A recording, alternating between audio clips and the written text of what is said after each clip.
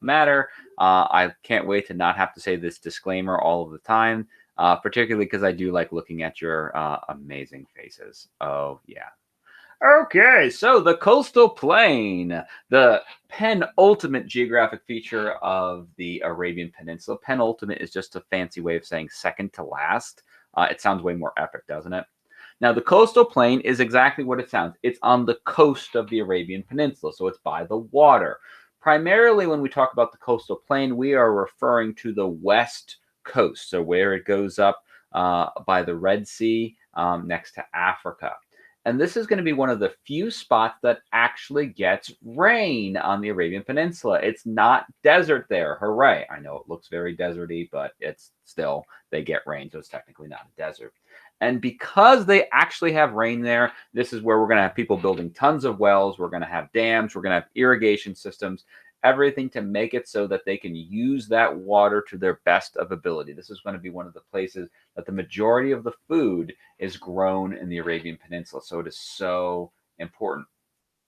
And because of that nature of it, the vast majority of the people, the way they adapted was with their profession. They became farmers because this is where they can actually farm, or they became merchants. They trade because they have a product that people desperately need within the Arabian Peninsula. Food, because of course, Isha the nomad can live, off of the yogurt and cheese she makes from her flocks and all that, and the occasional like lamb burger. But she would love to get some veggies, get some fruits and things like that as well. Now, and the ultimate geographic location for the Arabian Peninsula would be the mountains. Mountains are the other location in the Arabian Peninsula that actually get rain. It's one of those things that because it's so high up, just like I said, how they're, Mia might be watching a thunderstorm in the desert, but all the water evaporates before it touches the ground. Because it's so high up, it doesn't have time to all evaporate. Hooray! Plus, they wind up going and getting the majority of the wind from the Indian Ocean, which of course is going to bring up all that moisture because it's an ocean. But it's also part of the reason why the rest of the Arabian Peninsula is a desert, because it's so high, it stops the wind from really getting any further than that and bringing the moisture with it. What's interesting is people have been living the same way for like the last 1,400 or more years. We've got mud brick houses. We see that it's still relatively desolate, but people are going to build terraces to be able to grow crops on the mountains as well. We've talked about terraces before. It's essentially like Minecrafting the land here. So we'll just go to paint and we'll see. So we have some beautiful artwork coming. Oh, you guys are in for such a treat. This is going to be amazing. Let's see. Can I use this real fast? No, it's that one. So we are going to show an example of terraces in case you have forgotten, or if you were one of those people who were lucky and did not have me last year and be tortured by me.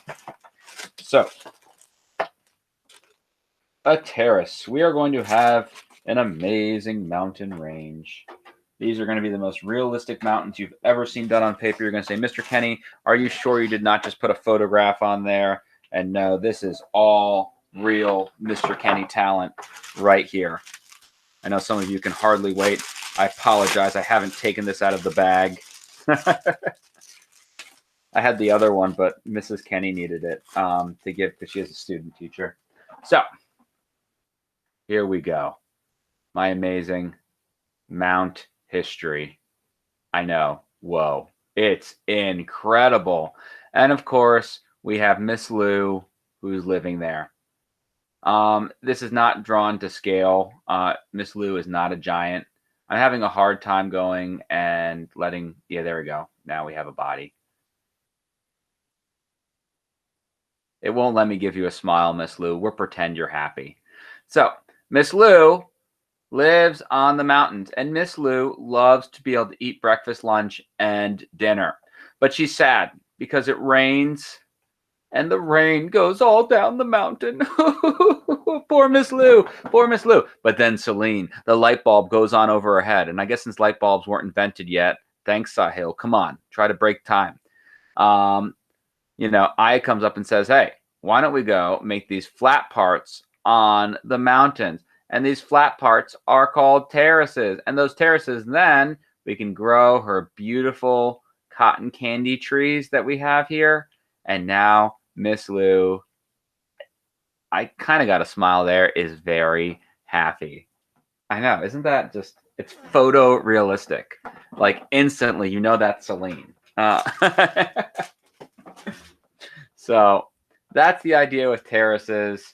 Let's go and maybe give you a much better thing to look at. Here would be better examples of what terrace farming looks like, carving flat areas into it. And like I said, it literally does look like they Minecrafted the land, depending on, you know, the picture you go and get. And I'm the guy who invented that phrase, using Minecrafting as a verb. So yeah, you can pay all the royalties to me.